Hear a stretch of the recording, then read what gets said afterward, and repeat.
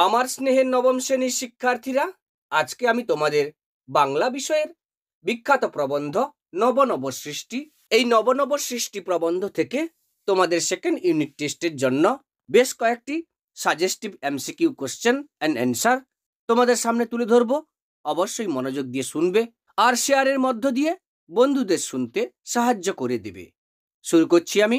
নব নব সৃষ্টি, সৈয়দ মুস্তফা আলী, মূল গ্রন্থ চতুরঙ্গ, সেকেন্ড ইউনিট টেস্টের জন্য এমসিকিউ সাজেশন। প্রথম প্রশ্ন, ওমর খৈয়াম ছদ্মনামে লিখতেন সৈয়দ মুস্তফা আলী।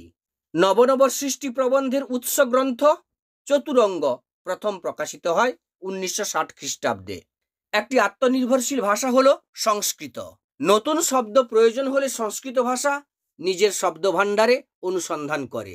বাংলা শব্দ ভাণ্ডারে তৎসম শব্দগুলি হলো সংস্কৃত। প্রাচীন যুগের ভাষা হলো হিব্রু। প্রাচীন যুগের ভাষা নয় এসপেরেন্তো। প্রাচীন যুগের ঈষৎ পরবর্তী যুগের ভাষা হলো আরবি। আবেস্তা ভাষাটি ব্যবহার করত প্রাচীন আরব দেশীয়রা।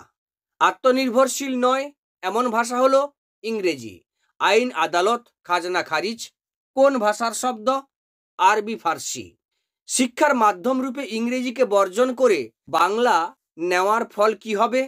প্রচুর ইউরোপীয় শব্দ বাংলা ভাষায় ঢুকবে। রান্নাঘর থেকে তাড়ানো মুশকিল। কি তাড়ানো মুশকিল? আলু কপি। কোন ওষুধ প্রায় সকলেই খান এবং ভবিষ্যতে খাবেন?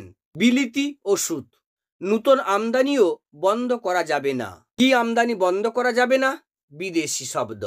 বহু সাহিত্যিক যে ভাষা থেকে আরবি, ফার্সি এবং ইংরেজি শব্দ তাড়িয়ে দিতে চেয়েছিলেন সেটি হলো হিন্দি ভাষা। আব্রু দিয়ে, ইজ্জত দিয়ে, ইমান দিয়ে, বুকের রক্ত দিয়ে লেখক হলেন রবীন্দ্রনাথ ঠাকুর। ইনকিলাব বা শহীদ শব্দ বাংলায় ঢুকিয়েছেন নজরুল ইসলাম। বিদ্যাসাগর লিখতেন সাধু ভাষায়। আরবি ফার্সি শব্দ বিদ্যাসাগর চুটিয়ে ব্যবহার করতেন অসাধু রচনায়। আরবি ফার্সি শব্দের বিরুদ্ধে জিহাদ ঘোষণা করা আহামুখী বলে মনে করতেন হরপ্রসাদ শাস্ত্রী। কোন দুটি গ্রন্থের ভাষা বিশেষ উদ্দেশ্যে নির্মিত হয়েছিল? আলাল ও হুতুম। বাংলা সাহিত্যে আলাল এর নামের সঙ্গে যুক্ত বিখ্যাত গ্রন্থটি হলো আলালের ঘরের দুলাল। আলালের ভাষার রচয়িতা হলেন প্যারীচাঁদ মিত্র। হুতুমের ভাষার রচয়িতা হলেন কালীপ্রসন্ন সিংহ। বাংলা সাহিত্যে হুতুমের নামের সঙ্গে জড়িত বিখ্যাত বইটি হলো হুতুম প্যাঁচার নকশা। কালীপ্রসন্ন সিংহ হুতুম প্যাঁচার নকশা নামক গ্রন্থটি রচনা করেন 1862 খ্রিস্টাব্দে। চণ্ডী থেকে হুতম, হুতম বলতে বোঝানো হয়েছে কালীপ্রসন্ন সিংহকে। হিন্দি সাহিত্যের বঙ্কিমচন্দ্রকে প্রেমচন্দ্র। প্রেমচন্দ্র হিন্দিতে বিস্তর ড্যাশ ব্যবহার করেছেন আরবি, ফার্সি। রচনার ভাষা কিসের উপর নির্ভর করে? বিষয়বস্তুর উপর। শঙ্করাদর্শন আলোচনার ভাষা হবে সংস্কৃত শব্দবহুল। মোগলাই রেস্তোরাঁর ভাষা অনেকখানি হুতুম ঘেঁষা। বসুমতী সেই সময়কার একটি বিখ্যাত পত্রিকা। বসুমতীর সম্পাদকীয় ভাষায় আছে গাম্ভীর্য। বাঁকা চোখ এর ভাষায় থাকতো চটুলতা। বাংলায় আগত বিদেশি শব্দের বেশিরভাগই হলো আরবি, ফার্সি এবং ইংরেজি। বাংলায় যে বিদেশি শব্দটি তুলনামূলকভাবে কম ঢুকেছে তা হলো ফার্সি। আমরা সংস্কৃত চর্চা উঠিয়ে দিতে চাই না। তার অন্যতম প্রধান কারণ বাংলায় বহু সংস্কৃত শব্দের প্রয়োজন।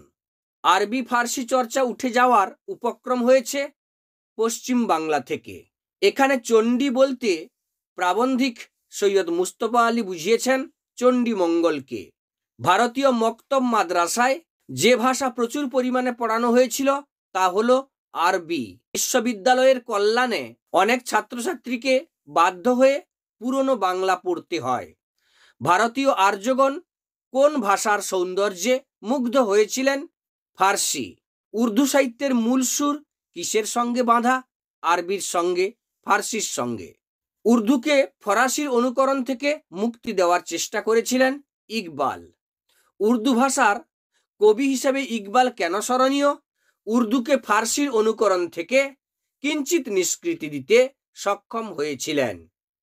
বাঙালির সর্বশ্রেষ্ঠ সাহিত্য সৃষ্টি কোনটি? পদাবলী কীর্তন। খাঁটি বাঙালি মেয়ের রূপ ধারণ করেছিলেন শ্রীরাধা। রাধা চরিত্রের সঙ্গে সাদৃশ্য আছে ভাটিয়ালির নায়িকার। নব নব সৃষ্টি প্রবন্ধে উল্লেখিত ভাটিয়ালি হলো একটি বিশেষ ধরনের পল্লী গীতি। বাংলায় বাউল বলতে বোঝায় একটি বিশেষ ধরনের ধর্ম সম্প্রদায়। নব নব সৃষ্টি প্রবন্ধে যে মহাকাব্যের উল্লেখ আছে তা হলো মহাভারত।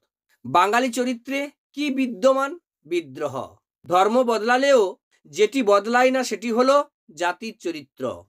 তো এইভাবে তোমাদের সামনে তোমাদের সেকেন্ড ইউনিট টেস্টের জন্য বিখ্যাত প্রবন্ধ নব নব সৃষ্টি, এই নব নব সৃষ্টি থেকে 54 খানি এমসিকিউ সাজেশন তোমাদের সামনে তুলে ধরলাম। অবশ্যই মনোযোগ দিয়ে পড়বে।